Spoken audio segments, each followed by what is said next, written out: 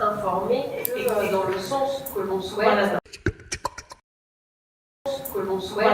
Exactement. Donc en fait, une des formations, ce qu'on essaie de faire, c'est pas seulement d'aller sur le terrain, c'est avant tout de prendre du recul, de se dire, mais au fond, qui pense quoi et comment essayer de confronter justement les différentes opinions. Donc, dans chaque contexte, il y a des différents défis. Mais aussi, dans ce monde, il y a un défi, même en France, surtout en France et dans les pays occidentaux. C'est pas une répression directe comme ça, mais la marginalisation de tout, de la culture, du journalisme, etc. Donc, qu'est-ce qui se passe quand tu deviens marchand? La vérité, et si vous allez faire une vraie recherche, vous avez besoin du temps, vous avez besoin de comprendre, vous avez besoin de travailler.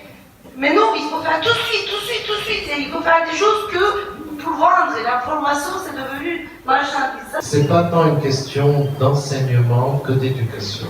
Parce que, bon, Mein Kampf aussi a été étudié dans les écoles et dans les universités allemandes et on a vu le résultat que ça a donné. Moi, je pense que c'est au niveau de l'éducation, sur les priorités qu'on se met. Est-ce que nous sommes devenus, comme disait madame, une société uniquement marchande, ou bien est-ce que l'être humain a encore la priorité?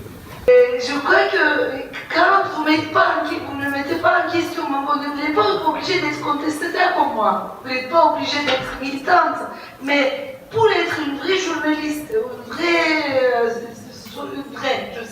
une journaliste, il faut que vous dites, il faut que je vois ce qui n'est pas visible. Et jusqu'à quel point, en fait, puisque c'est quand même une mission quand on est journaliste d'informer, peut-il être militant pour ne pas justement tomber dans l'effet inverse et du coup prendre trop parti alors que son rôle est d'informer?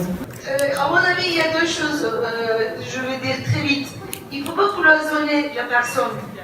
Par exemple, moi je suis enseignante, je suis chercheuse, je suis journaliste un peu, je suis militante, mais quelquefois quand je suis venue en France, ils disent mais elle est écrivaine, elle est quoi, elle est militante. Je dis mais tout parce que toi tu es une personne avant tout, tu peux utiliser, tu peux travailler sur les journalistes, mais tu n'as pas une identité. C'est pas une identité, tu fais un travail. C'est une méthode, tu le fais.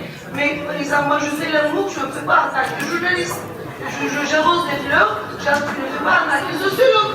Et je suis une personne qui a tout, qui est sensible, qui aide quand il fait quelque chose, qui dit que non, je ne veux pas ça. Et mais en même temps, quand je fais la sociologie ou quand je fais le journalisme, je peux être objective. Mais le militantisme n'a rien à voir avec ça. Parce que sans être militant, tu peux être aussi informé par le système, tu peux être déjà pas neutre, mais tu dis que moi je ne suis pas militant donc je suis neutre. Non, il faut tout le monde, même si tu es militant, mais c'est bien d'être militant, c'est bien d'être sensible et faire quelque chose pour le monde. Non? Donc ça c'est pas quelque chose qui empêche, mais en général, pour toutes les démarches, d'apprentissage, de communication, de compréhension, il faut objectiver les connaissances. Voilà. Merci.